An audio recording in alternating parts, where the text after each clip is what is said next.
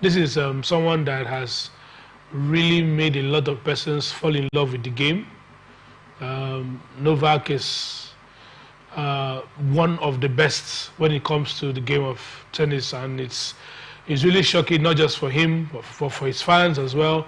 And I know that his team will really be disturbed, and he'll be back stronger.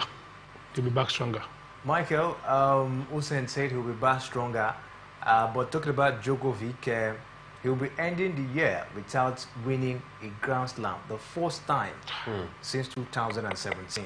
What do you make of it? Very devastating and not a good experience for me, especially for such a big name as Novak Djokovic, who has won it all. A man that have won everything that needed to be won in the world of table tennis. I think the only trophy that was eluding him was the Olympic trophy, which in the just concluded Paris Olympic game, he was able to nick that one in the board. So if you go to his trophy cabinet right now, there is no trophy that is missing in his cabinet as a long tennis player. I think the only record that he was chasing, or that he's still chasing so far, is about him making it 25th Grand Slam.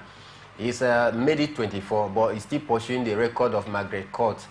So for me, I think quite disappointing, quite shocking as well, because you don't expect to see this kind of big news. I mean, such a lowly ranked player coming to host the world #2 as a stand, especially coming at the back heel of his confidence of winning the Olympic gold trophy. Coming into this one, you expect him to continue firing from all cylinders, but then it wasn't to be, and this is what even makes the game very interesting, because if you keep putting your balls or putting your cards on some of those favorite names, and it cannot to go in the same line of trajectory, it look one-sided, and people may lose interest. It become one-sided game. 2 days ago, we saw a big shock as well, where Carlos Alcaraz, who also got to the Olympic final against Novak Djokovic, lost to a player seeded unseeded player that is ranked world 74th.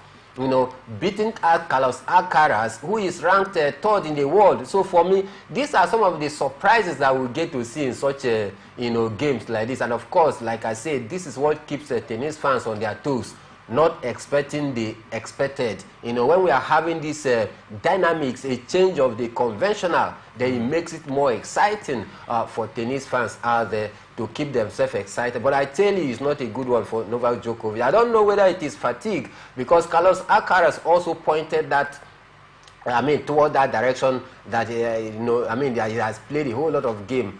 So far they need a break, that you need to take a rest. But then that is not an excuse for him. He made that shortly after that game. So for me, I don't know where Novak Djokovic got it wrong, but then this is the beauty of the game. Without this kind of upset, I think people will just go to bed and rest, because you are not expecting anything. No competition. It's just going to be one-way thing, where Novak Djokovic will win his opponent.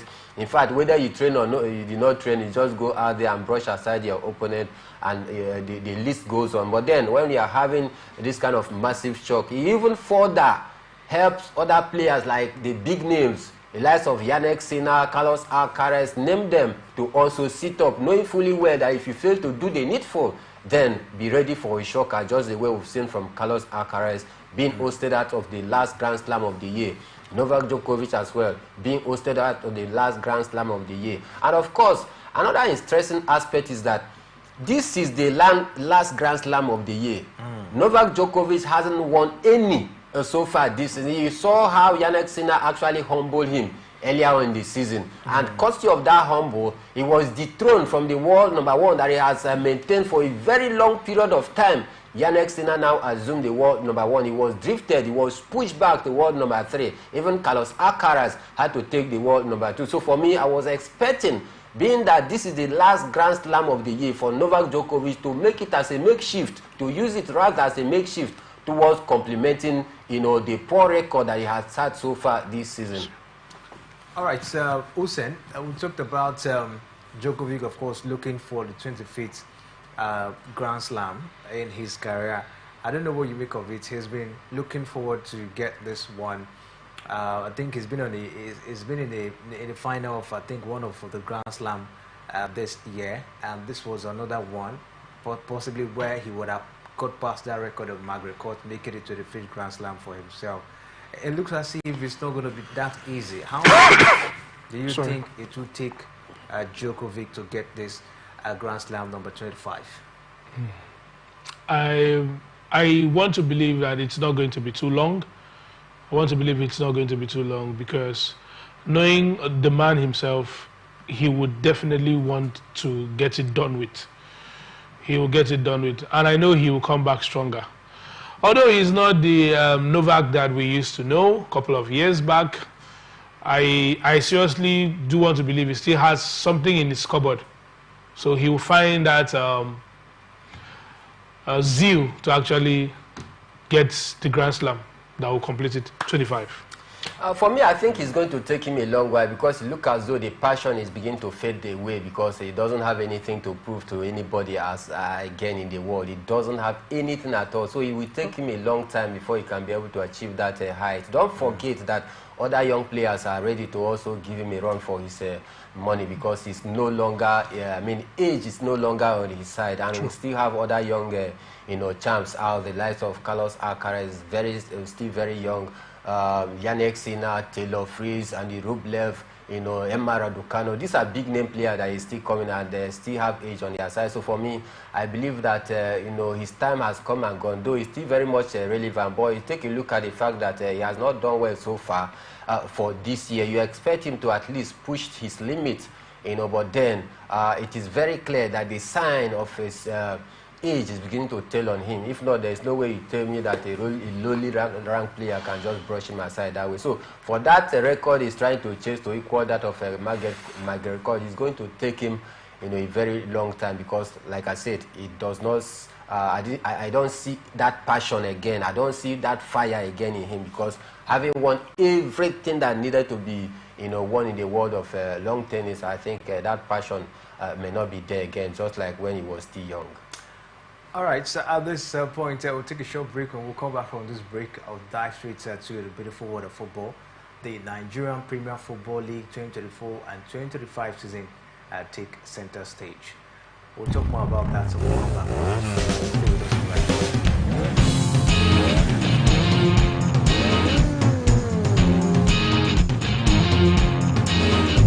Greenwood's went for goal. Goalkeeper missed it. He does a right hand and down goes Hooper straight away.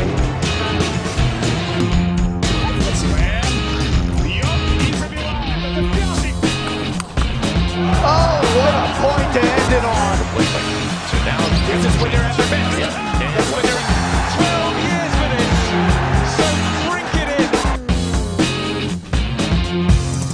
Still goes to Andre.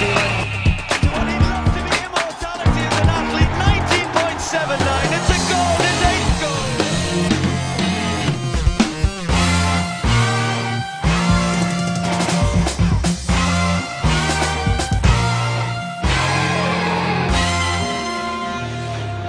Welcome back to Sports Extraordinary on Atlantic Television Network. Of course, still the weekend edition of the show, and we're taking a look at some interesting sports gist down here. And we told you that the Nigerian Premier Football League is back, and of course, Usain, I really want to start with you on this one. I know you have very good knowledge of the Nigerian Premier Football League.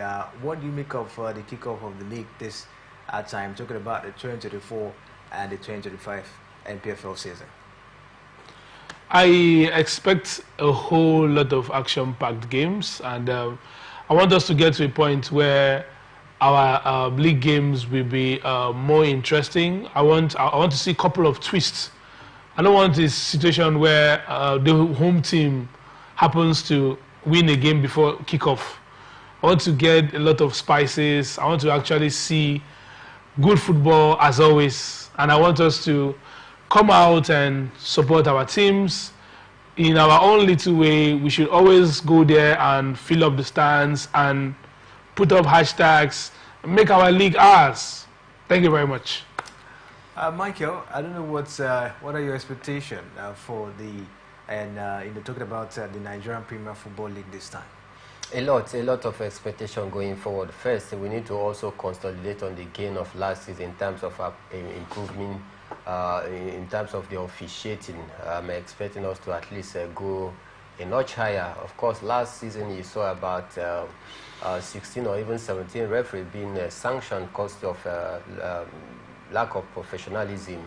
And for me, I think it actually, sanitized the league last season somewhat. But then I expect more of that improvement. We also saw some games in Ed last season, because of the GT partnership with the league body, where few games, about 8 games, were shown on the screen of our TV, and from all indication, it means look as though we are going to continue in that regard. So these are some of the things I want us to improve in terms of the officiating, in terms of the fixture. We should not have more of these postponed games. Last season we had about 8 games that were postponed. For example, Rivers United, because of their continental duty, they had about 8 games postponed, and at some point they had to take break and allow Rivers United to finish their outstanding games, which for me is very unprofessional. So again, we need to also take a look at how we can be able to align our league calendar with that of CAF, so that at least when the CAF organized competition is on, our league is on, meaning it will mean that our players will be very, very fit, to take part in any CAF organized competition without any complaint. Because take a look at Academy Warriors, one of the teams representing us in the CAF organized competition. About 4 teams representing us, 2 have already gone down right now. And you may want to say, yes, lack of match fitness is one of the reasons that actually caused them, because our league has gone on break. We are no longer, we are finished for the season 2023 through 2024 season. Then we are waiting for the league to kick off. Then the CAF Champions League, CAF organized competition is on. And this is a team that have not been playing active football. Pre-season training is quite different from normal game training. So how do you expect our team to go and compete with other clubs in CAF organized competition when their league is on? Their players are playing week in, week out, very active, whereas we are playing pre-season tournaments.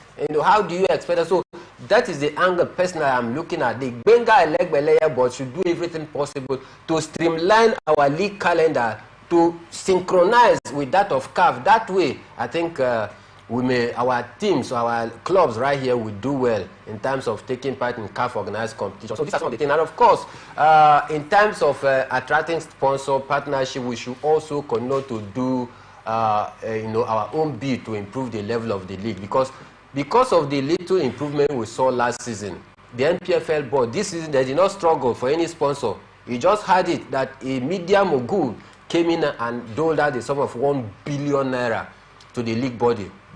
If our league was not improving, no businessman or woman want to venture to put his or her money in such a league that they will not reap the benefit. So before you see such big media mogul come to put their money in, it means they have seen the picture of what the league looks like. They have seen that indeed there is a clear improvement from what we used to see before. That is why they had to cough out such an amount of money. And it has gone a whole long way to stabilize the date for the kickoff date. Like what we used to see in the past, where a date will be resumption date. We keep postponing it. Club will write to the league body that they are not ready because of financial issues and all of that. But the cost of this money, about 32.5 million naira have been distributed to clubs each. I'm not talking about the 32.5 million naira given to 20 clubs. No, a club goes home with 32.5 million naira out of that 1 billion.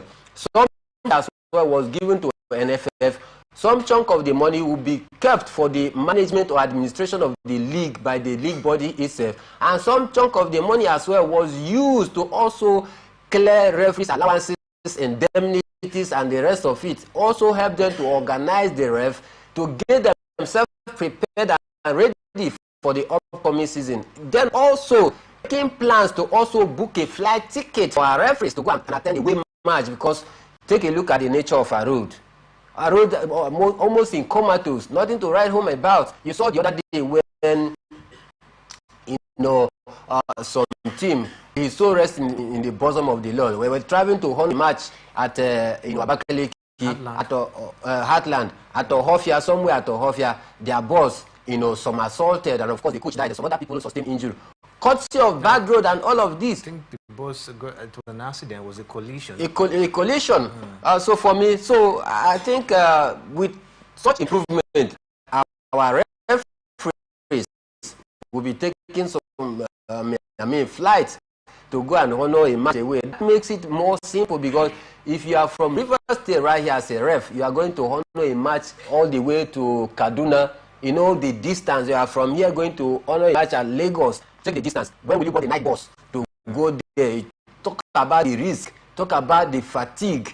These are things that will make the league not, some of the refs not meet up with the standard of what the league body requires. So for me, these are things that will actually, surpass courtesy of their last improvement. And that is why partners, sport philanthropists, companies have willingly volunteered themselves to bring out such money to support the league. So we must build on this going forward.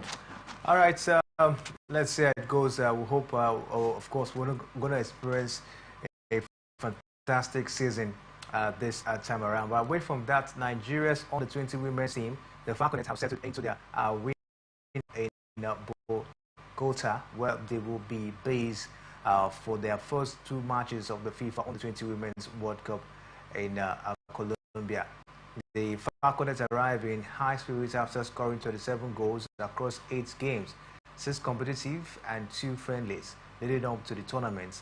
They are set to kick off their campaign against the Korea Republic on Monday, which is 2nd of September. The Koreans, who have previously finished third in the competition history, are expected to provide a challenging test for Nigeria, a team that has reached the final twice in 2010 and 2014. Notably, Nigeria is one of only 4 countries to have participated of the tournament since its inception as in under-19 events in Canada in 2002. Following their opener against Korea, the Falcons will face 3-time champion Germany in Bogota on the 4th of September and conclude their group phase against Venezuela in Cali on 7th of September.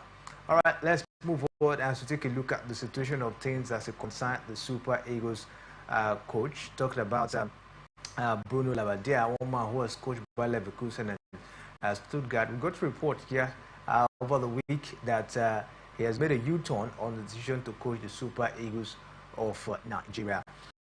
Hussein, what do you make of this from the Super Eagles coach Bruno Labbadia? What do you think could have been the reason for his change in decision in terms of coaching the Super Eagles of Nigeria?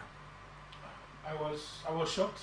I was shocked when I learned about that. I want to believe that there were certain clauses that they did not take into consideration while they were negotiating with him, and after a while it became an issue.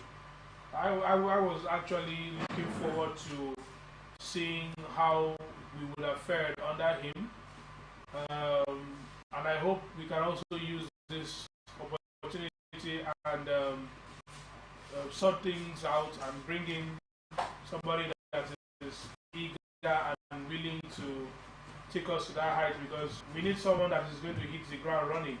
We need a gaffer that is going to really organize the team, somebody that is going to really be eager to change the narrative, give the players the winning mentality, something that we have all longed to have. Like, we need our Super Eagles back. I know it's just a matter of time we would definitely come back stronger. Michael, talking about Bruno Labbadia backing out, of his appointment or his job as the Super Eagles coach. What do you make of it? We're going to report from some German outlets that he's asking the NFF to pay his tax in Germany. We've got to report that the contract was concluded. But all of a sudden, Bruno Labbadia came up with the fact that the NFF will have to pay his tax in Germany before he takes up the job. What do you make of it at this point in time? That because the NFF refused, he has to, of course, make a U-turn and decided not to, of course, come coach the Super Eagles in the 2025 AFCON qualifiers. What do you make of his reason? Is it cogent enough? You think the NFF should have fulfilled that demand from Bruno Labbadia? Well, I think I must say that I was taken aback when I learned of the news, and then at some point you and I were talking. Was this, actually true, or is it maybe a sensational story coming from one of the clickbait, sites trying to gain publicity and all that? But then I a closer look and finding it turns out to be true that the man has turned down the appointment because of the reason is given that he was thinking or hoping that the NFF is going to pay his tax, which for me I think is quite laughable, because when he was coaching for Hamburg and Hoffenheim, was Hoffenheim paying the task on his behalf? So for me, I think there is more to it than what we are seeing. There seems to be a monkey business, a hanky-panky play between Coach Bruno Labbadia and the NFF. But on a second thought, I personally, it's my opinion though, I think that Labbadia wasn't serious about taking the job. He was just trying to use the Super Eagles or the NFF as a makeshift to gain cheap popularity and publicity. This is a man that was out of job, for since 2023. He just coached the last club 4 months, and he was fired because he wasn't able to tinker the team, back into the mainstay. They went to relegation. This is a man who, for me, have led so many clubs into relegation out there. And for such a man that was out of job, he needed such a big platform like the NFF, the Nigerian Football Federation, for them to market him to the world, because he wants that publicity. Of course, you know that in the continent of Africa, Nigeria comes first because we are the most populous nation, black nation. So it's a big platform for him to, help advertise himself. And he was using NFF to do that advert. This is what I'm saying, because if you know that he weren't ready for the job, why even accept? Now, Ibrahim Gusau, the NFF president, he is an accountant from findings.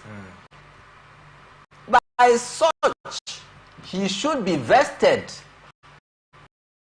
with the knowledge of how tax and money exchange hands.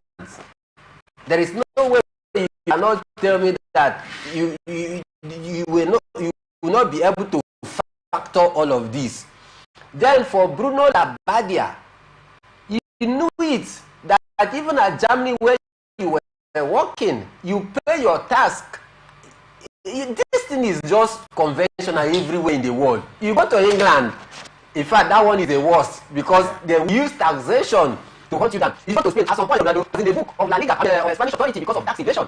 You don't jump those things. You go to US, most of the developed land in the world, in fact, this is their primary source of income. Most of them that does not have any other minerals. Even some of them, many of them that have minerals, you can't run away from tax. So my question to Bruno Labbadia, if he's listening and watching, which I hope he is that where he was coaching before he got fired, was the club paying his tax on his behalf, or was he the one that was paying his tax? So these are things that he must be able to factor in. Then you will agree with me that indeed he was just using Super Eagles or the NFF, this big platform, to do advert for himself, and he has gotten the publicity. Okay, Hussein, and the absence of Bruno Labbadia, we heard that Austin Eguavon will be the man, of course, to lead the Super Eagles in the AFCON qualifiers against Benin Republic in Uyo. What do you make of Austin Eguavon taking charge of this? I would have wanted, excuse me, I would have wanted a foreign tactician, somebody that will command the team, somebody that will bring in new ideas, somebody that we know that has the reputation at the international stage to do it. Austin Eguavon, as the person, can get the job done if he has the ingredients, what it takes to get it done with. Yes, I'll still give him a go. Yes. All right, Michael, let's just keep our fingers crossed and see how Austin Guavon will galvanize the team, this time around. This time around, I'm not keeping my fingers. I've uncrossed my fingers as it is right now because of the situation. Basically, we just have few days, just a week and some days before the African Cup of Nations qualifier. Football. Of course, his role model is Pep Guardiola. Oh please! Oh please! It is good, but now that you look as though we don't have option, because don't forget the next African Cup of Nations qualifier comes up on the 7th of September in New York, which by God's grace we must, as a matter of must, find our way down to Godswill Akpabio International Stadium to keep touch, with the Super Eagles. Let's just keep our fingers crossed, just like you say. There is still light at the end of the night. Don't also forget that this is a Virgin African Cup of Nations qualifier. We have problem in the World Cup qualifier because of where we are seated. But in the African Cup of Nations qualifier, this is the first phase of the game, and I expect the Super Eagles, to come out gun blazing to at least, give us something to cheer home about, because they themselves, the players, even the official that is said to come in to come for a rescue mission, because this one is more like a rescue mission. I believe that he can be able to rescue us away from the center of that deep blue sea where the Israelites is about to cross right now, because we are more like the Israelites. We find ourselves in that Red Sea right now. Can the rod of Moses be able to divide the sea so that we can part on the dry ground? Is a guavo, that rod of Moses, that is going to part the water into two so that the Super Eagles can cross over? We hope to see. All right, Mike, I'll start with you talking about the transfer deadline day. Let's talk about our own Victor Osimhen. Couldn't make a move either to Saudi Arabia or to England due to the fact that Napoli on the side of Saudi Arabia didn't, of course, accept the offer based on his buyout clause. And for Chelsea, they were not, of course, offering a reasonable amount of Victor Osimhen, and the man, of course, couldn't take that. But as it stands now, is in a very dangerous situation, looking at the fact that Napoli, just like we got a report as well this weekend, that Napoli has taken away the number 9 jersey from him, and as well they've excluded him from the 2024 and 2025 squad list, meaning he won't be playing for the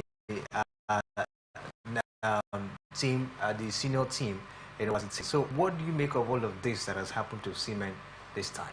It's a very pitiable situation, and a very difficult one that Osimhen finds himself. He's on a crossroad as it is right now. He just needs to do everything possible to ensure that he leaves by all means, because that is the only way for him to be exonerated from this shame, because it is more like a shame. This is African Footballer of the Year that we are talking about, not former, but current African Footballer of the Year.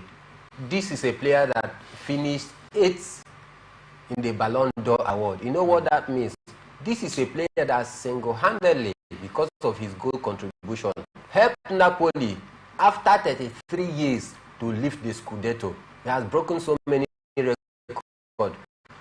Highest scorer in the Italian Serie A and Africa. He surpassed the record of George Oponwe. Now, this is a player that was consistent, in terms of the first team game because of injury last season. But yet, he still was able to deliver some goals. In fact, he was the top scorer, despite not being consistent for the team, out injured. Yet, he still contributed a whole lot to the team, despite their general poor outing last season, in their quest to defend the Scudetto that they won.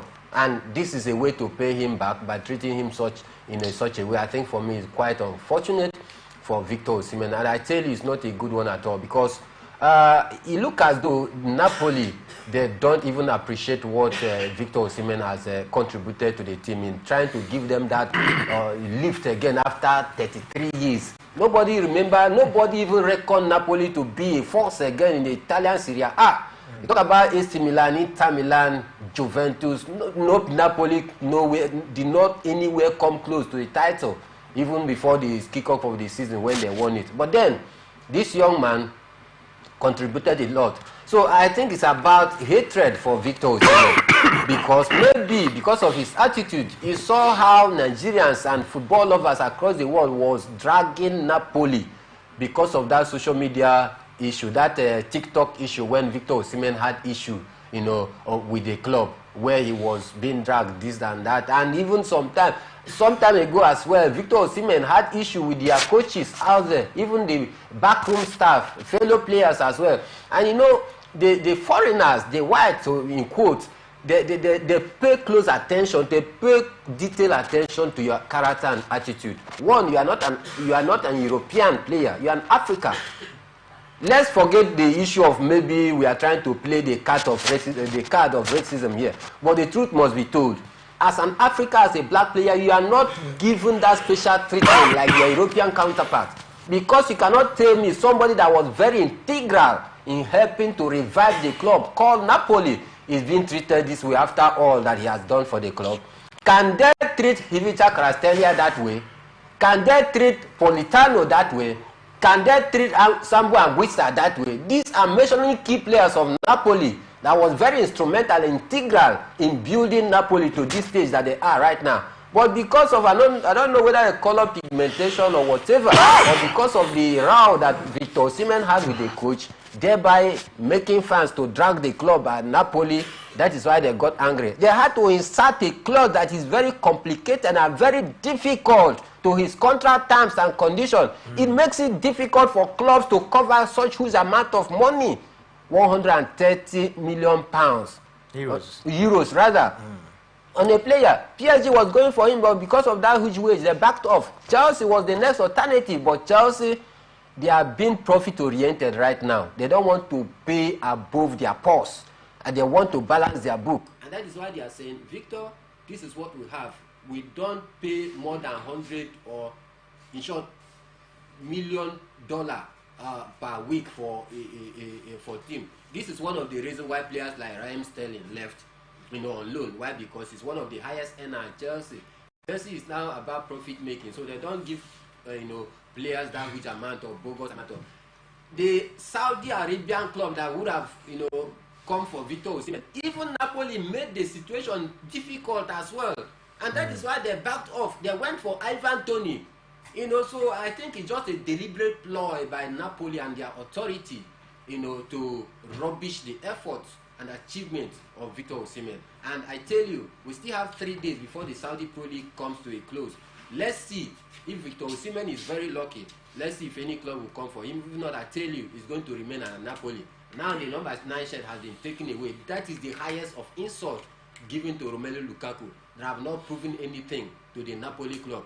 This is a player that did a lot for you. Now we have ostracized him, taking him away from the team A. In fact, it's not part of the project. I listened to Anthony Conte speaking 3 hours ago. This is the situation that Osimhen finds himself. All right, Osen, let's just take a look at other deals that went on yesterday during the transfer deadline day. Raheem Sterling to Arsenal Football Club on loan, and Jordan Sancho to Chelsea Football Club on loan as well. Footballers will not stop surprising me, because who would have ever imagined that Raheem Sterling who put on an Arsenal shirt? It's a transfer I never saw coming, and like Edu and Mikel Arteta said, if the right opportunity comes up, that they'll do a business. And when they had the story of the availability of Raheem Sterling, 4-time EPL winner, already off the books by Chelsea, and the same thing that happened at Napoli also happened with him and Chelsea. His shirt number was taken and given to someone else. So Chelsea was no longer a place for him to continue, and Arsenal gave him a platform. I am really shocked that Arsenal is paying that low, and they did not even pay a loan fee. It's just a part of his salary. About $100,000. Yeah, that's the salary. Yes. So that's what they are paying. It's Chelsea that is paying the bulk part of the money. Over 250. Yeah. Yes. So I just cannot imagine how Edu was able to get such a deal because they were trying to get Chelsea to terminate his contract